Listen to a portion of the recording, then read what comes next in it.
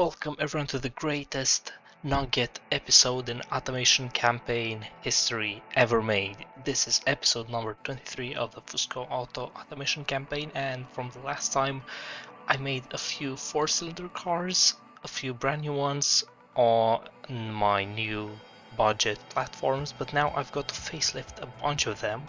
And first on the list is the Ryokato, the absolute cheapest car, the hatchback. So the plan here is very simple.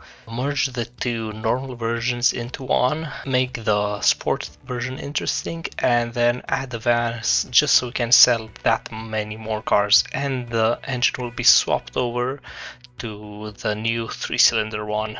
And with the magic of editing, it's all done. The basic version now has the 1.2 liter 3-cylinder. The sporty super version, which is on screen right now, has a 2 liter 150 horsepower, also threw in a limited slip differential. And I've made the van version. I've called it the C50 instead of the Ryokato, because from now on I'll just be standardizing my van and pickup names. Yeah, it's just a larger one, and I also put in the 1 liter engine just to be that much cheaper. But speaking about utility vehicles, I think it's time to redesign the C100 pickup, make a brand new one. And because I'm kind of out of bodies, I'll have to use this same body as the U200, but the smaller variant of that. I think I'll just go with monocoque this time, because last time it was semi-monocoque. Yeah, this one, but I don't know if it's realistic, because I want to also put an SUV on this just like last time. Maybe it'll be a bit more nicer on the road like that. Also fully galvanized everything, still longitudinal engine, the cheap independent suspension in the front, and leaves in the back because it's still a pickup. 1.8 liter for the base version. And by this time pickups were starting to become a bit nicer. This will reflect that. 4x4 will give it an automatic for that extra off-road and utility boost. And these wheels are way too big. The rims are 20. That's so unrealistic. 17 inches could work.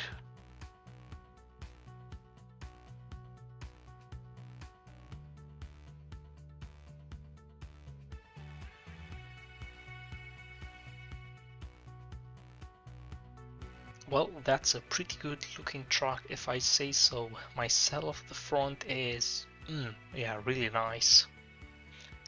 Turning around to the back, maybe it's not that good. Still a better rear end than the other trucks I've made, but it's just not my strong point. I've also made this FRS version, which has better tires, 2 liter engine, and off-road sway bars for the people who want to do more serious off-roading. I'm now also going to be making the Tasso, the SUV version, so switching to the SUV body, and I would really like it to look different, because last generation the front end was the same, so I'm just lowering it, making a bit more comfortable, and I'll see when I've done all the tweaks. Let's have a drum roll for the second generation of the Fusco Tasso.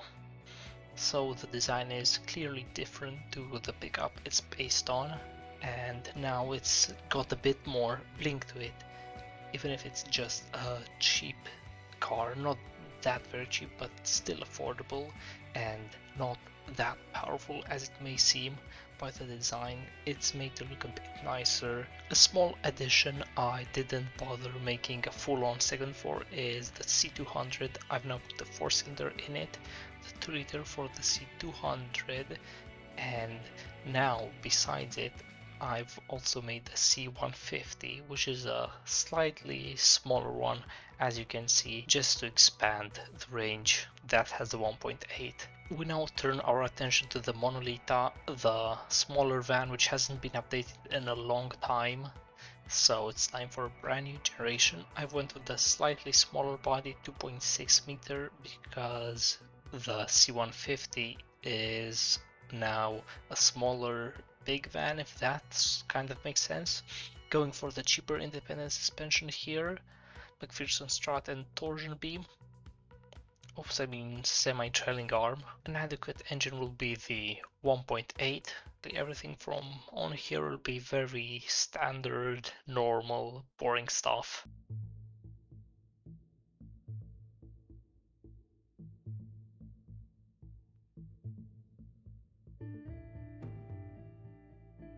The design of the new Monolita, at least in the front, is very obviously ripped from the Honda Element. I just went with it and saw that it works. The rear end is something, I guess, more original and on the same platform as this. I've also got a delivery van. By the way, if you're ever working with this body, don't do the delivery van. It's going to be a world of pain. The tires won't fit. It's got strange proportions. I just made it because I had to, and I had my vision for this body.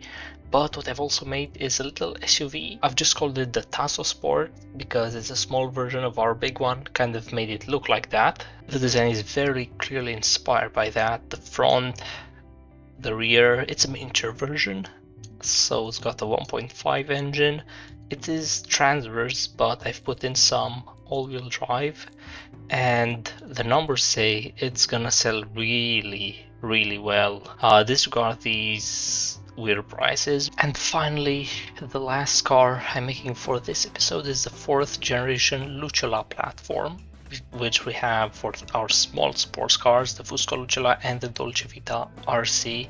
And we've run the numbers. We are going to absolutely need a more premium light sports car. You know, it's gonna sell well in Frinia or maybe in other markets as well because they want some comfort. And these two cars need each other to survive. And for the first time, well, not for the first time, but it's going to get a size increase from 2.3 meter wheelbase to 2.4. This is to meet safety standards, maybe give some more comfort. I'm going for this body that people say looks like the AMG SLS / AMG GT with one version. I like it because the rear window is stepped like the other Lucciolas I've had before. Because it's going to be a bigger car, it's going to be heavier, but I still want to keep it light. I'll go with aluminium. I still have some familiarity. I've did some messing around before. Our engineers thought about fiberglass, but in the end it just won't meet safety, and if we add back that safety, it's kind of the same weight. It's probably going to be more inefficient. Advanced high strength steel for that safety. As always, longitudinal engine, double wishbone all around. And for the first time in the Lucciola, I'm going with the turbo engine, the 1.5 turbo, for both efficiency and power. But in another way, it's going all the way back around because the original one had the 1.5.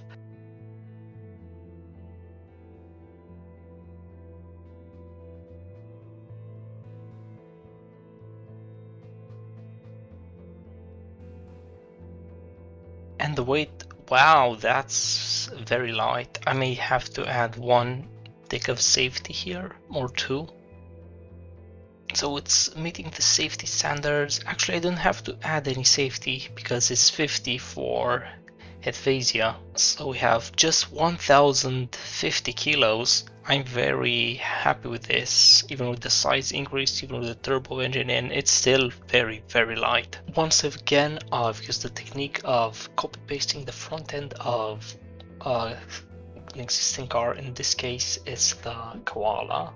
But now with this body, it looks wider because if I put the headlights more apart, they look too warped. So like this, it really looks aggressive. I added some putty molding on the side as well to sculpt the car, and in the back, the same taillights sort of as the Koala. The spoiler and the brake light of the old Lucciola are still here, so there's some continuity with that. And now the Lucciola needs its Dolce Vita counterpart, the RC series, to sell well. I think I'll be going for this convertible this time. Never had that, even though it's technically called Roadster with the R.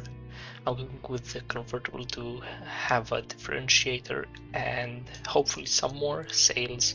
For the engine, going with the 1.8 for more power, and then I'll make a 2-liter version of this.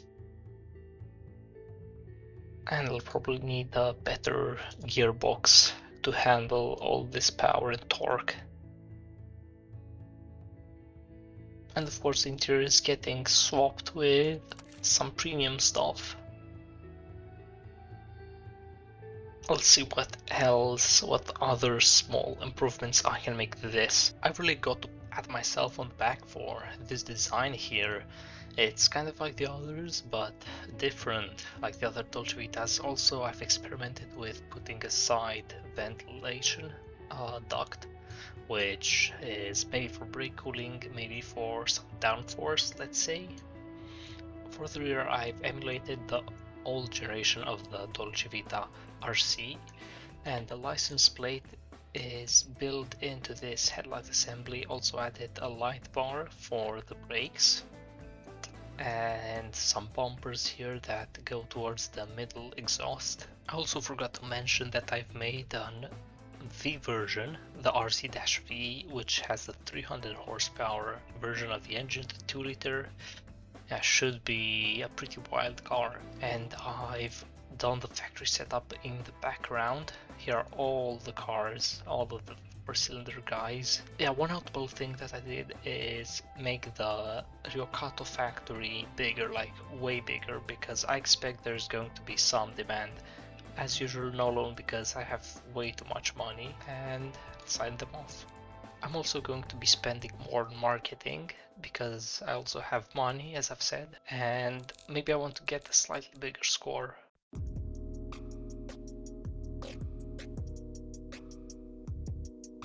As for the wait time, I'll be fast forwarding until the V8 finishes engineering, and then we'll make the final cars.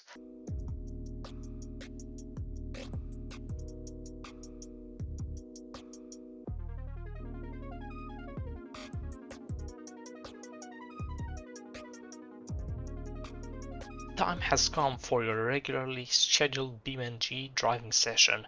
So the purists are worried about the off-road cars because they're not body on frame anymore, or they don't have frame and they have some independent suspension.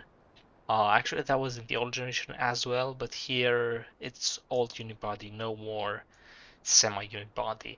So to prove the doubts, to crush those doubts, I will take the Tasso and then the U100 pickup on a trail.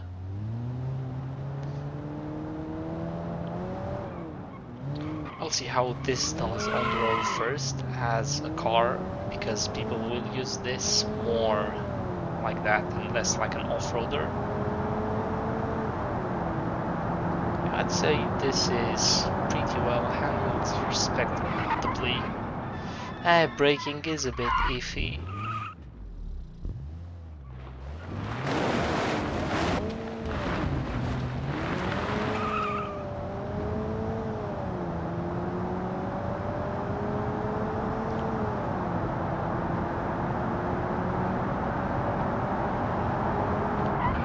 Yes, what I want to do is located here. Once again, the brakes not proving themselves that good.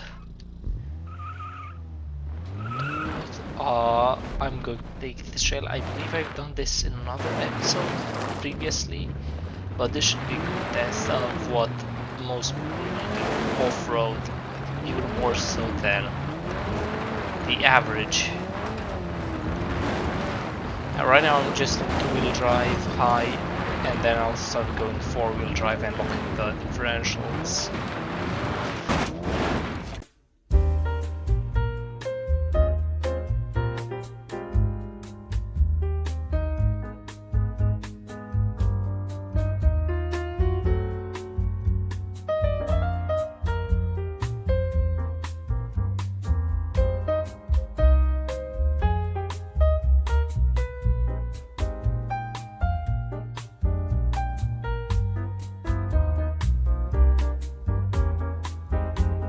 Well, the conclusion of all of this is that if you want to do more serious off-roading, we're going to be going over rocks. You probably want a bit more ride height, better tires, and a skid plate.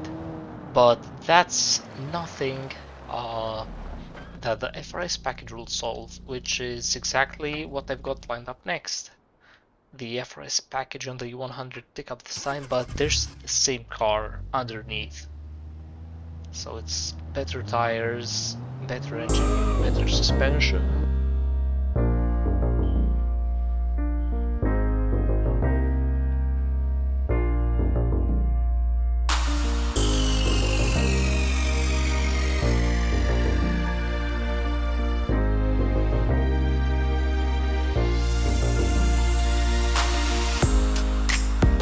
I've proven that this deep unibody platform is still adequate for off-roading, but what if you want an SUV not to go on these heavy trails? Well, the Tasso Sport has got you covered, started to look a bit like it. It's built on the Monolita minivan platform. I'm not going to test the minivan because it's going to be very similar to this, and this is the new model I've made. So on the road it rides quite like a normal economy car. For example, like the Koala, as I'm doing these laps here. Yep, perfectly normal handling that you might know from other cars. But let's test some trails here.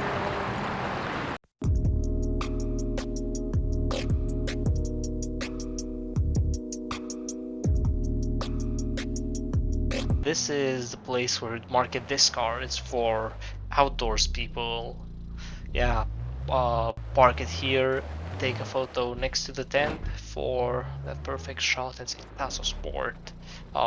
Imagine, yeah, yup, this is straight out of what I had here. So I'm leaving this here. But now for the most exciting cars, the new Fusca Koala and Dolce Vita RC.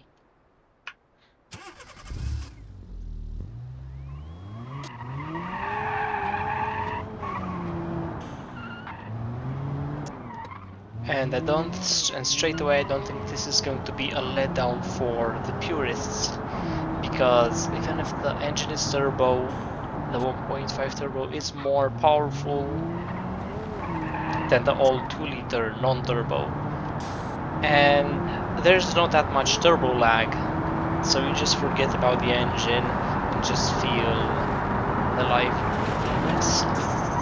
Oh, hitting a jump here.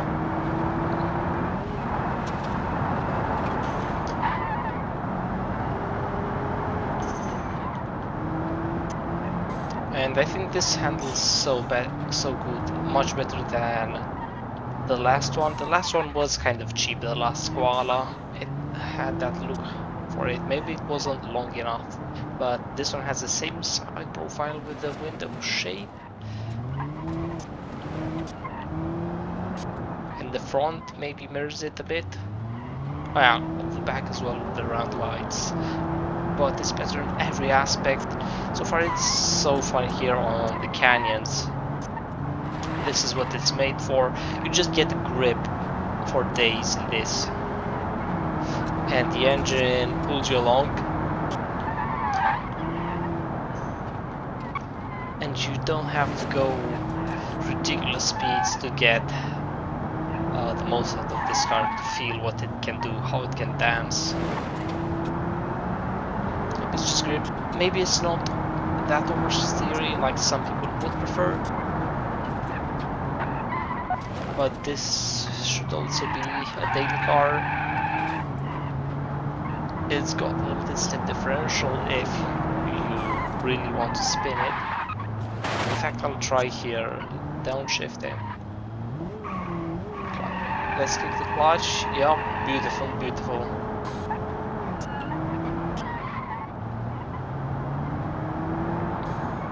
So this is just a good package of fun.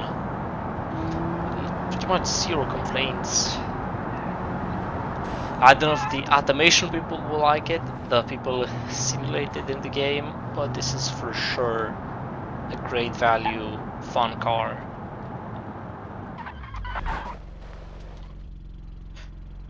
But if you want more power, Dolce Vita has the RC, the Roadster Comfort, because this time the roof actually goes off.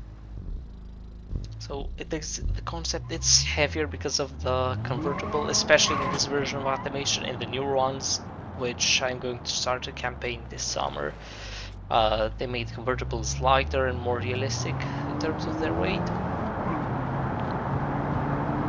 But this is if you want to look cool, have a good looking car, good roof down.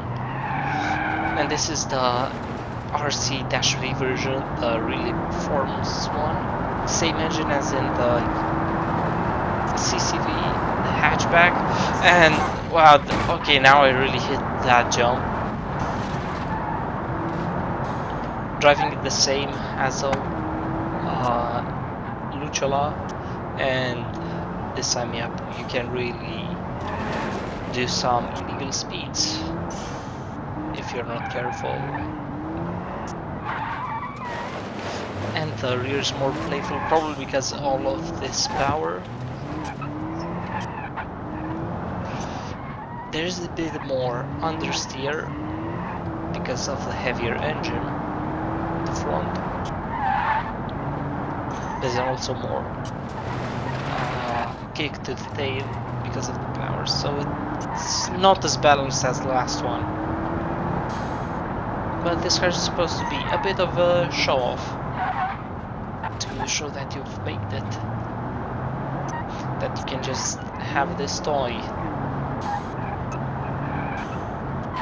And but you do still have that good grip, but you don't get to enjoy it in the corners because the corners are gone once you've pressed the accelerator. And once again, limited slip differential, making the slides super nice.